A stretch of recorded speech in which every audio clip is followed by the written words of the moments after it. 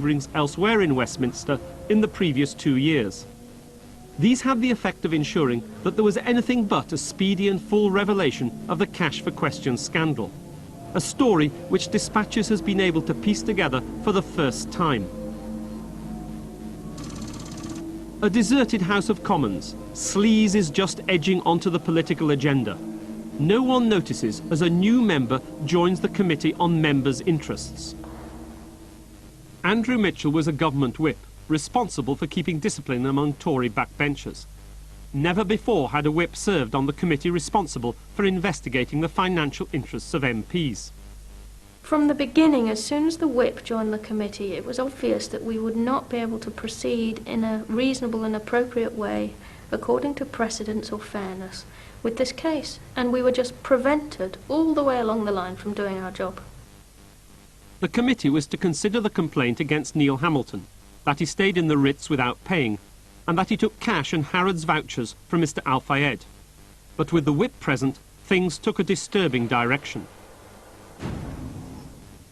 We were prevented by the Tory majority on the committee from even considering that part of the allegation about cash payments, cash in plain brown envelopes and Harrods vouchers being handed over in exchange for parliamentary activities. Now, since Mr. Hamilton claimed he didn't receive these things and Mr. Al-Fayed claimed he gave Mr. Hamilton these things, the usual procedure is to get them in to ask them. But the Tory majority decided not to call the main protagonists on the specious grounds that the libel action made the whole matter sub judice. These behind-the-scenes working of the committee bring a better understanding of what has come to be known as the Willits Memorandum. Unknown to the rest of the committee, before it started work, its chairman, Sir Geoffrey Johnson-Smith, asked for the advice from another Tory whip, David Willits, on what he should do. Willits' note of the meeting records the options. He could 1. Argue now sub judice, get committee to set it aside, or 2. Investigate it as quickly as possible, exploiting good Tory majority at present. All I can say is that the Willits Memorandum very accurately predicted what subsequently the Conservative majority on the committee forced the committee to do.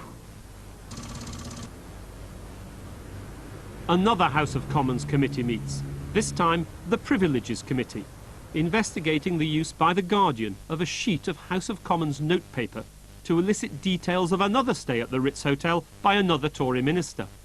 The committee summoned the owner of the Ritz, Mohammed Al-Fayed. He saw this as his chance to talk about the payments to Hamilton and Smith.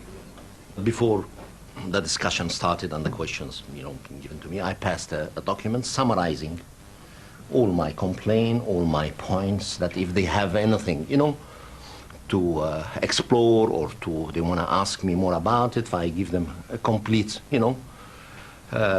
explanation exactly, what happened. Everyone took a copy of this, about, I think, 3-4 pages, 7 pages, I think. They have a look at it. They're completely shocked. And they ask for if we can leave them for 5 minutes to think about it. We left the room. Instead of 5 minutes, they stayed 45 minutes fighting each other. What they deal with that, because it was like a dynamite bomb, fall in their laps. Although the committee refused to let Al-Fayed read out his document, they did publish his evidence, though not all of it. This is the document which was originally drawn up by the committee, but it's very different from the document which subsequently appeared, because we went through it with a pair of scissors. So the controversial questions which I asked myself, for instance, about far more important matters than whether you used a piece of House of Commons notepaper, were removed from the transcript. And I don't think the public entirely appreciate that the document that they have seen is not the original document. The document which they have seen is an expurgated version of it. The expurgations were based upon the advice which the committee received from committee member, Government Minister and Attorney General Sir Nicholas Lyle. Documents obtained by dispatches reveal that Lyle advised that because of the narrow remit under which Al-Fayed gave evidence, some should not be published. Among the sections cut are those which name Hamilton and Smith and another Tory MP, Sir Andrew Bowden. It clearly isn't an accurate account. It's not a truthful account. It can't be, because it doesn't encompass all of the questions which were asked. And I think that as a matter of record, the public should have a right to see the unexpurgated version. And what is the chance that they ever will? I think that it's negligible. Parliament doesn't come well out of the investigation into the Hamilton affair. It didn't take them seriously for a long time. The matters in question were discovered not by Parliament itself, but by the Guardian newspaper. Without the Guardian, we wouldn't have a faintest inkling of what had happened. And the investigation is taking a long time, perhaps too long, and there's always a suspicion it's being delayed to save the face of the government and the Prime Minister. When John Major emerged as a contender for the Tory leadership in 1990, Greer stepped forward to provide him with office space and a black Jaguar, which Major subsequently paid for. And Greer had friends in high places.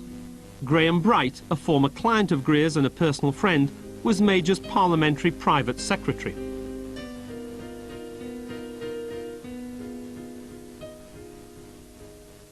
One reason why government managers may have wanted to protect the reputation of the Prime Minister is that his and Greer's paths have crossed on several occasions. Ian Greer paid £5,000 to publish a book of John Major's speeches, which I can't imagine anybody buying. John Major turned up at Ian Greer's 10th anniversary party for his organization, and he also turned up at a client's lunch in a hotel. Now, that's not the sort of thing which I think Prime Ministers should do, unless they do it to all lobbying organizations, and that would keep him quite busy. From the point of view of someone who's a Prime Minister, how wise an act is that?